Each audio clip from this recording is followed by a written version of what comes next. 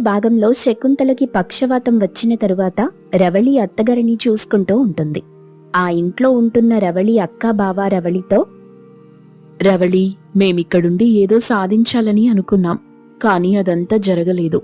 ఒకటనుకుంటే ఇంకోటి జరిగింది. అందుకే మేమిక్కడి నుండి వెళ్ళిపోవాలని అనుకుంటున్నాం. అప్పుడు ఆమెకి కొంచెం మనశ్శాంతిగా కూడా ఉంటుంది కదా. అవును రవళి, మేం వెళ్ళిపోతాం. అత్తయ్య గారి ఆరోగ్యం కుదుటపడిన తరువాత మళ్ళీ మేం తిరిగొస్తాం. ఈసారి శుభవార్త వింటామని అనుకుంటున్నాం. ఇంతలో పరమేశ్వరం అక్కడికొచ్చాడు. మిమ్మల్ని ఇక్కడి నుండి వెళ్ళమని చెప్పలేకపోతున్నాను. నాకైతే మీరు వెళ్ళటం ఇష్టం లేదు, కానీ పరిస్థితి బాలేదు కాబట్టి తప్పట్లేదు. శకుంతల ఆరోగ్యం తొందరగా కుదుటపడాలని మనస్ఫూర్తిగా కోరుకుంటున్నాను. అందుకు వాళ్లు కూడా, మేం కూడా అదే కోరుకుంటున్నాం మావయ్య గారు అని అక్కడి నుండి సరాసరి శకుంతల దగ్గరికి వెళ్తారు. మా వల్ల చాలా పెద్ద తప్పు జరిగిందత్తయ్యా. ఆ తప్పుని మేము మళ్ళీ సరిదిద్దుకోలేం. మీరు పెద్ద మనసుతో మా తప్పుని క్షమిస్తారనుకుంటున్నాం. మమ్మల్ని నిజంగానే క్షమించండి. ఇక మేం బయలుదేరుతున్నాం. కానీ ఒక్కటి గుర్తుపెట్టుకోండి, కష్టకాలంలో మన అనుకున్న వాళ్ళెప్పుడూ మనతోనే ఉంటారు. మనం వాళ్ళని చూసుకుంటే వాళ్ళు మనల్ని చూసుకుంటారు. మీ కోడల్ని మీరు జాగ్రత్తగా చూసుకోండి. ఇప్పుడు తను మీకు తల్లిలాగా మారి సేవలు చేస్తుంది. ఇప్పటికైనా ఆలోచించండి. డబ్బు శాశ్వతం కాదు, ప్రేమ ఒక్కటే శాశ్వతం అని చెప్పి అక్కడి నుండి వెళ్ళిపోతారు. ఇక ఆ మాటలకి శకుంతల ఆలోచనలో పడింది. ఆ రోజు నుండి రవళి శకుంతలని చాలా జాగ్రత్తగా చూసుకుంటుంది. కన్న బిడ్డలాగా చూస్తుంది. సరిగ్గా 2 నెలలు గడిచాయి. 2 నెలల తరువాత ఆమెకి మాటొస్తుంది. నడవగల శక్తి వస్తుంది. అదే సమయంలో ఆమె తీవ్రంగా ఆలోచిస్తూ, ఇక నా కోడల్ని ఎక్కువ బాధ పెట్టాలనుకోవట్లేదు. తన భవిష్యత్తు బాగుండాలంటే నేను మళ్ళీ పెళ్లి చెయ్యాలి. అబ్బాయి ఇక్కడే ఉండేలాగా చూసుకుంటాను. ఈ ఆస్తిని, నా కోడల్ని బాగా చూసుకునే వ్యక్తినే వెతుకుతాను. ఇక అదే విషయాన్ని భర్త పరమేశ్వరంకి కూడా చెప్పాలనుకుంది. అప్పుడే పరమేశ్వరం అక్కడికొచ్చాడు. ఏవండి, నేను చేసిన తప్పులన్నీ గుర్తొస్తుంటే నా మీద నాకే అసహ్యం వేస్తుంది. రవళిని నేను ఎన్ని మాటలన్నాను కదా, ఎంతో ఇబ్బంది పెట్టాను. కాని నేను మంచాన పడితే తనే నాకు తల్లిలా మారి సేవలు చేసింది. ఇలాంటి మంచిదాన్ని నేను తప్పుగా అర్థం చేసుకున్నానా అని చాలా బాధగా ఉంది. శకుంతల, గతం గతః. ఇప్పటికైనా నువ్వు నిజం గ్రహించావు. అంతే చాలు. రవళి బంగారం లాంటి పిల్ల. అందుకేనండి, ఆ పిల్లకి నా వల్ల అన్యాయం జరగకూడదు. శేఖర్ పోయాక తను ఒంటరిదైపోయింది. తన భవిష్యత్తు గురించి ఆలోచించటం నా బాధ్యత. రవళికి మనం మళ్ళీ పెళ్లి చేద్దాం. మన ఆస్తిని, రవళిని, మనల్ని జాగ్రత్తగా చూసుకుని అబ్బాయిని వెతికి అతన్ని మనం ఇంట్లోనే పెట్టుకుందాం. ఇదే నా నిర్ణయం. ఆ మాటలన్నీ రవళి చాటుగా వింది. అత్తయ్య మాటలు విన్న రవళి ఆనందంతో వెంటనే గదిలోకెళ్లి శేఖర్కి ఫోన్ చేసింది. ఏవండి, ఈ నాటకం ముగించాల్సిన సమయం వచ్చేసింది. అత్తగారి మనసు పూర్తిగా మారిపోయింది. నాకు మళ్ళీ పెళ్లి చేయాలని మావయ్య గారితో చెప్తున్నారు. ఆ అబ్బాయిని ఇక్కడే ఉంచుకుందామంటున్నారు అని జరిగిన విషయమంతా చెప్పింది. శేఖర్ చాలా సంతోషిస్తూ, అవునా రవళి, ఇది నిజంగా మనం కోరుకున్న మార్పే. అమ్మ మనసులో నీ మీద ప్రేమ విపరీతంగా పెరిగిపోయింది. పెళ్లి గురించి నువ్వేం భయపడొద్దు. ఆమె ఏం చెప్పినా తలూపు. ఎలాగో మనం మళ్ళీ పెళ్లి చేసుకోవాలనుకున్నాంగా, ఈసారి మా అమ్మకి నేనే సర్ప్రైజ్ ఇస్తాను. పెళ్లిళ్ళ పేరయ్యతో కలిసి మన ఇంటికొచ్చేది నేనే. ఆ మాటలకి రవళి సంతోషిస్తుంది. అలాగేనండి, నేను ఆ క్షణం కోసమే ఎదురు చూస్తున్నాను అంటూ చెప్పింది. ఇంతలో అక్కడ మావయ్య అత్తయ్య గారితో సరేనని చెప్పి కంగారుగా రవళి దగ్గరికొచ్చాడు. అమ్మాయి, మీ అత్తయ్య మనస్సు మారింది. నీకు పెళ్లి చేయాలంటుంది. వెంటనే ఈ విషయం శేఖర్కి చెప్పు. మావయ్య, మీరేం కంగారు పడద్దు. నేను అత్తయ్య మాట్లాడిన మాటలన్నీ విన్నాను. మీ అబ్బాయికి ఇప్పుడే ఫోన్ చేసి చెప్పాను అంటూ జరిగిన విషయం చెప్పింది. ఆ మాటలు విని పరమేశ్వరం కూడా సంతోషిస్తాడు. కొన్ని రోజుల తరువాత శకుంతల పెళ్లిళ్ల పేరయ్యని పిలిపించింది. రవళికి తగిన సంబంధం చూడమని చెప్పింది. తప్పకుండా చూస్తానమ్మా అన్నాడు.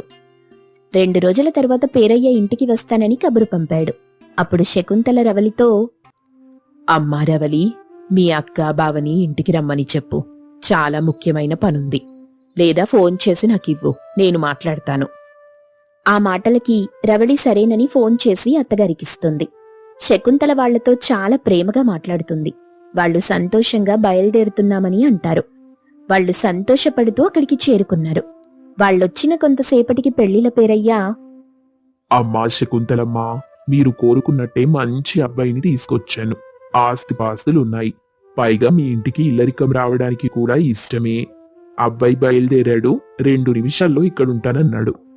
అప్పుడే అక్కడికి శేఖర్ వస్తాడు. శేఖర్ని చూసిన శకుంతల ఒక్కసారిగా ఆశ్చర్యపోయింది. అతన్ని చూసి ఏడవటం మొదలెట్టింది.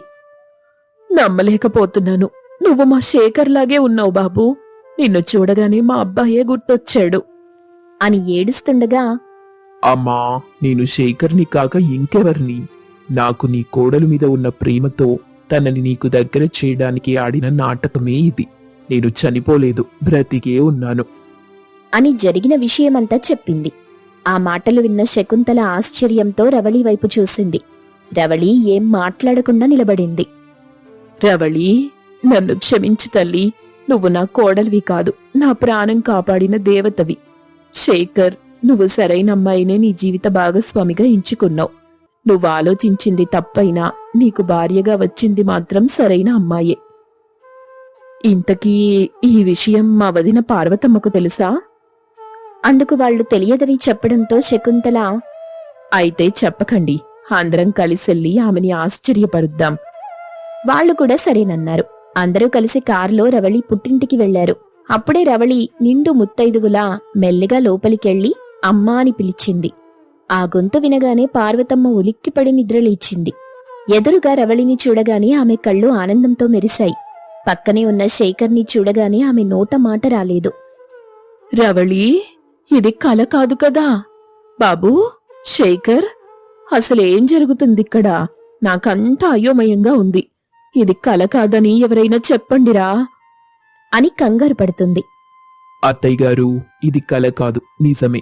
మీ అల్లుడు మీ ముందే ఉన్నాడు. నా వల్ల, ఈ నాటకం వల్ల మీరు పడ్డ బాధకు నన్ను క్షమించండి.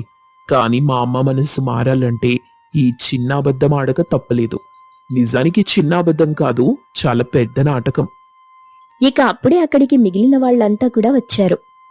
వదినమ్మా, నన్ను క్షమించు. ధనమనే అహంకారంతో కళ్ళు మూసుకుపోయి నీ కూతుర్ని ఎన్నో మాటలన్నాను. కాని ఆ పిల్లే నా ప్రాణం కాపాడింది. నా కోడలి వల్ల ఈరోజు నేనిలా ఉన్నాను. మీ సంస్కారం ముందు నా ఆస్తి చాలా చిన్నదని ఆలస్యంగా తెలుసుకున్నాను. ఆ మాటలు విన్న పార్వతమ్మ ఆనంద బాష్పాలతో, వదినగారు, మీరిలా మాట్లాడుతుంటే నాకు నమ్మలేనంత సంతోషంగా ఉంది. నా బిడ్డ సుమంగళిగా నా కళ్ల ముందే ఉంటే చాలు. అంతకంటే నాకింకేం కావాలి? రవళి తలరాత దేవుడెందుకిలా రాశాడని అడిగాను దేవుణ్ణి. కాని తలరాతని ఇలా మలుపు తిప్పుతాడని అస్సలు అనుకోలేదు అని సంతోషించింది. అక్కడే ఉన్న రాధిక, దేవుడు మాత్రమే కాదమ్మా, రవళి సహనం ఈరోజు కుటుంబాన్ని కలిపింది. మనందరం కలిసి మళ్ళీ ఒకటయ్యాం. ఇక చాలు, గతాన్ని మర్చిపోదాం. శేఖర్ రవళిలకి మనం మళ్ళీ ఘనంగా పెళ్లి చేద్దాం. ఈసారి కేవలం మన కుటుంబ సభ్యులు మాత్రమే. ఈ పెళ్లి అందరి మనసులు కలిసినందుకు. నిజమే, అందరం కలిసిపోయినందుకు, వీళ్ల మనసులు కూడా కలిసిపోయినందుకు. దానికి గుర్తుగా పెళ్లి చెయ్యాల్సిందే అని అంది శకుంతల. రాధిక వాంతులు చేసుకోవటం మొదలెట్టింది. శకుంతల చాలా కంగారు పడుతూ, ఏవైంది రాధిక, హాస్పిటల్కెళ్దామా? వదినగారు, కంగారు పడాల్సిన అవసరం లేదు. తొందరలోనే మనందర్నీ ఆట పట్టించడానికి మనవడో మనవరాలో వస్తున్నట్టున్నారు అని పార్వతమ్మ చెప్పడంతో వాళ్లంతా సంతోషిస్తారు. మళ్ళీ మా నాన్న నా కడుపులో బిడ్డగా పుడుతున్నాడని నేను గట్టిగా నమ్ముతాను. పుట్టేది ఆడబిడ్డైనా మగబిడ్డైనా మా నాన్నే తన రూపంలో మా దగ్గరికి చేరుతారని నమ్ముతాను అని అనడంతో అందరూ కూడా కన్నీటి పర్యంతమయ్యారు. కొంత సమయం తరువాత అందరూ పెళ్లి హడావిడిలో పడిపోయారు. మంచి ముహూర్తంలో వాళ్ళకి మళ్లీ పెళ్లి జరిగింది. ఆ పెళ్లితో అందరి జీవితాల్లో కొత్త మలుపొచ్చింది. ఇలాంటి వీడియోల కోసం మన ఛానల్ని సబ్స్క్రైబ్ చేయండి, లైక్ చేయండి, షేర్ చేయండి.